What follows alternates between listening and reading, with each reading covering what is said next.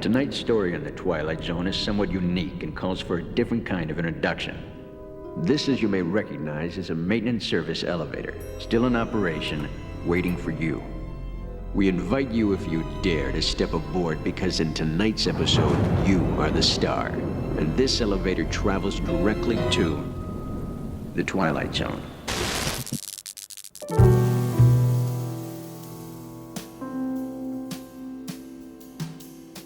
In the late 1980s, whilst Euro Disney was finishing its construction, a second phase of development was being planned for the park.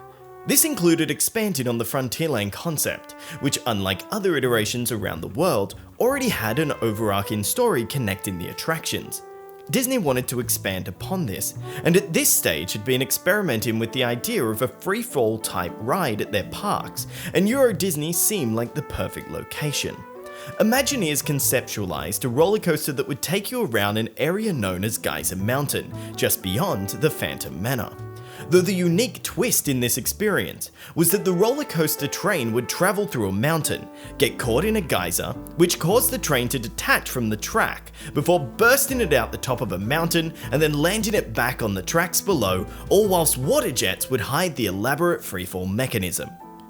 Though this attraction never made it past the planning phase, and whilst different variations were thought up, including a version for Discoveryland Space Mountain, it would ultimately prove too ambitious for the company, especially after they discovered that upon opening, Euro Disney was a financial failure. Around the same time back in the United States, Disney MGM Studios was looking to expand after Rush opened as a criticized half-day park to beat the announced Universal Studios Orlando and to cut costs after Epcot went heavily over budget. The park had a spare parcel of land up to the north and needed to bring traffic away from the southern part of the park, which featured most of the attractions. Sunset Boulevard was conceptualized as a complementary offshoot to Hollywood Boulevard, the park's main street, but required a strong major e-ticket attraction to entice people up the street. Many concepts for this attraction were conceived, then rejected, including a Mickey Mouse animation tour, Roger Rabbit attraction, and a Dick Tracy experience. So the Imagineers started looking towards other projects that weren't implemented for inspiration, which put Geyser Mountain back in the spotlight, and led the way for one of Disney's most popular attractions. This is the story of the Twilight Zone Tower of Terror. When Disney MGM Studios opened, it wasn't just a name as the modern version of the park. It represented a live, functioning studio, with all of the amenities to go with it, and Disney needed to bring influential filmmakers to showcase the studio. Michael Eisner, then CEO of Disney and past CEO of Paramount Pictures, had a long history with respected industry professionals and set his aim on esteemed comedy director Mel Brooks and his son Max to bring their trademarked stylings to Disney MGM Studios. Eisner wanted Brooks to produce his films within the new studios, and part of getting him on board was enticing the filmmaker with the prospect of creating an attraction within the park. Brooks originally wasn't interested in the offer, but Eisner managed to turn him around by explaining the long-lasting effect of theme park attractions, and how thousands of people every day will experience his ride for many years to come, which pushed Brooks over the edge. The Imagineers instantly got to work. One of the early concepts for Brooks' attraction was Castle Young Frankenstein. This attraction would feature winding streets through a Bavarian village, ultimately leading to the castle over a drawbridge. Though this idea quickly developed into Mel Brooks' Hollywood Horror Hotel, a hotel attraction hybrid in which one side would feature a fully functioning grand hotel, with the other side housing the actual attraction, which he mentioned would be a comedy haunted mansion. The Imagineers further developed a concept of moving guests around the hotel with an elevator car that would leave the shaft and wander the halls. But at this stage, Brooks became distant from Disney due to the fact that they were no longer building his attraction, but their own, and would ultimately leave shortly after to work on his film Life Stinks. The Imagineers kept on with the hotel concept, considering the huge amount of potential the idea had. Though the designers moved away from the actual hotel with guest rooms idea and doubled down on the attraction. Though with Mel Brooks gone, Disney was still looking for a screen-based tie-in. The idea of a Twilight Zone attraction had been brainstormed as one of the opening day attractions for Disney MGM, and Imagineers realized that retrofitting what they had already designed with the Twilight Zone theme would be a perfect match, and they got to work on the Twilight Zone Tower of Terror. The first plot Imagineers came up with for the attraction was that the hotel would be celebrating a movie wrap-up party, whilst the owner started to murder the guests. As you can imagine, Disney management weren't all too impressed with the concept, and knocked it back fairly quickly. The second story was about a group of actors staying in the hotel when they mysteriously disappeared during a storm. As you entered the attraction, you would start to piece together clues about what happened to them within the queue, until you enter an elevator and realize what sealed their fate, far too late. Eisner liked the idea, but wanted the guests to be further incorporated. And thus, using the Twilight Zone theme, they decided to have guests star in their own lost episode of the anthology series in a completely unique story involving the hotel. You are the passengers in a most uncommon elevator, about to take the strangest journey of your lives. On July 22nd, 1994, the Hollywood Tower Hotel was open to the public. It was and still is an absolute modern marvel of an attraction that completely changed how the industry viewed thrill rides. The building itself is 199 feet tall, utilize 1,500 tons of steel, and 145,000 cubic feet of concrete. For the ride itself, guests are loaded into vehicles designed to look like a maintenance service elevator. As per their work with Mel Brooks, the elevators that the guests sit in don't just go up and down, but move around the hotel autonomously with no visible track, one of the first true uses of trackless ride technology at the time. When in the drop shafts, they would be locked into a secondary carriage that would slowly raise guests to the top of the tower before pulling the vehicles down faster than terminal velocity, providing a unique sense of intense weightlessness for 13 stories. Imagineers created a new episode of the Twilight Zone for guests to step into. Rod Serling reprises his role as the host of the Twilight Zone Tower of Terror, just as he did for the original TV series.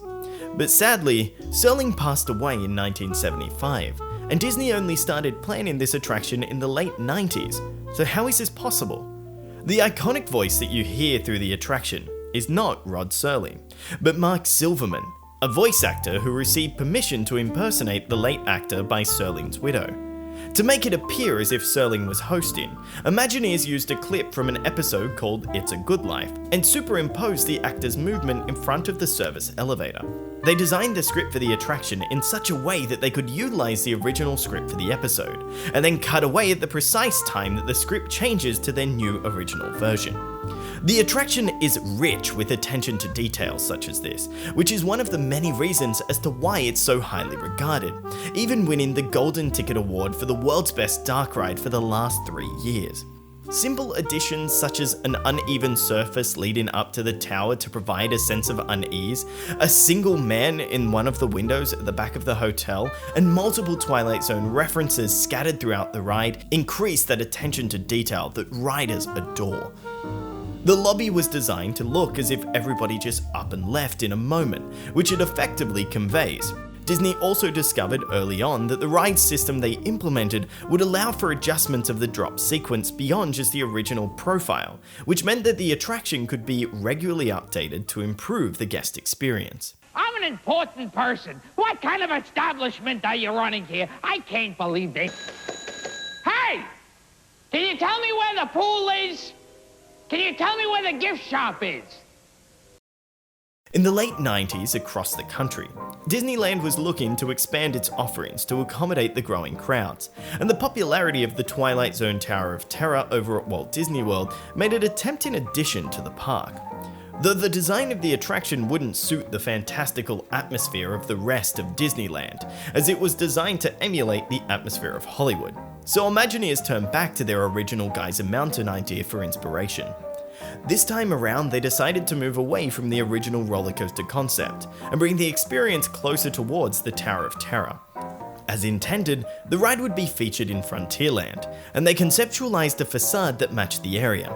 The experience would take you through an immense mining structure and building. Though beyond that impressive design, not much was known about the attraction, and probably never will be, because a better backdrop slowly became available. Disney California Adventure Park was just around the corner, and a lot of focus within Imagineering was on getting the park completed. With high hopes for the park, the Geyser Mountain attraction was most likely being designed to bring guests back to Disneyland from its sister park. But once DCA opened, the reality became clear that Disney's California Adventure Park was ocean-wide, but puddle deep. It became difficult for Disney to bring in guests, as it lacked a lot of what made Disneyland special. And in an effort to boost attendance, Imagineers moved Geyser Mountain to DCA, but scrapped the theme entirely, as with the park being a highlight of all things California, Hollywood provided the perfect backdrop for another Tower of Terror.